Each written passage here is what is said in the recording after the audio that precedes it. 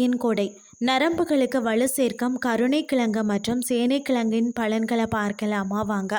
இயற்கை பல வகைகளில் நமக்கு தேவையான பலவிதமான மருத்துவ குணங்கள் கொண்ட மற்றும் மருத்துவ பலன்கள் அல்லாத பல்வேறு வகை சத்துக்கள் மற்றது ருசிகளை தரவல்ல காய்கறிகள், கிழங்கு வகை, பழ வகைகள் போன்ற இன்ன பிற பொருட்களை வழங்குகிறது.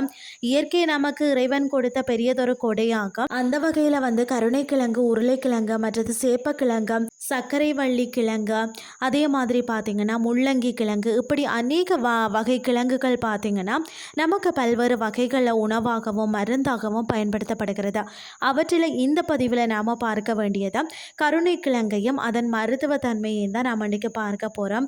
கருணைக்கிழங்கு நமக்கு சிறந்த உணவாக பயன்படும் கிழங்கு வகைகளில் மருத்துவ குணம் கொண்ட கருணைக்கிழங்குல இரு வகை உண்டு. அவையே பார்த்திங்கன்னா காரம் கருணை மற்றது காரா கருணை என பிரிக்கப்பட்டுள்ளது. காரா கருணையை பார்த்தீங்கன்னு சொன்னால் சேனைக்கிழங்கு அப்படின்னு சொல்லி அழைப்பார்களாம்.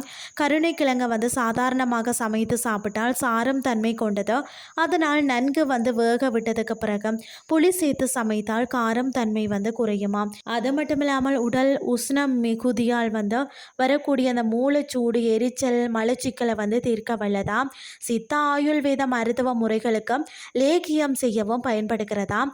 வார வாரம் உணவில் சேர்த்து வருவதால் உடல் வலி போக்க வல்லது. நரம்புகளுக்கும் வலு சேர்க்கும் தன்மை கொண்டது. கருணைக்கிழங்கை குழம்புல சேர்ப்பதோடு வேக வைத்து மசியல் செய்தும் சாப்பிடலாம். நல்ல சுவையாகவும் இருக்கும். நாள்பட்ட காய்ச்சல் இருந்தாலும் குணமாகும். அதே போல் பார்த்திங்கன்னா காரா கருணையும் சேனக்கிழங்குன்னு சொல்வார்கள் இல்லையா, அது சம அளவு மருத்துவ குணம் கொண்டது.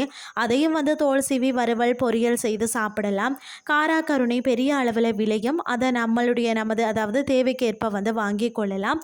அதில் காரம் தன்மையும் கிடையாது. ஆக இரண்டு கிழங்குகளையும் அவ்வப்போது உணவில் முறைப்படி சேர்த்துக்கொள்வதே நமது உடல் ஆரோக்கியத்துக்கு நல்லதா. இயற்கை நம்மிடம் எதையுமே எதிர்பாராமல் நமது உடல் ஆரோக்கியத்துக்கு ஏற்ப பல வகைகளில் உதவி செய்கிறதா. நம்மள சிலரோ பார்த்திங்கன்னா அது சரிவர உபயோகிக்காமல் மறந்து விடுகிறோம். எனவே இயற்கையை நேசிப்போம், இயற்கை வளங்களை பாதுகாப்போம். இன்றைய கிறிஸ்டி உங்களுக்கு பிரயோசனமாக அமைஞ்சிருக்கும்னு சொல்லி நான் நம்புகிறேன். இதே மாதிரி மற்றொரு கிறிஸ்டின் வாயிலாக உங்களை சந்திக்கிறேன். நன்றி.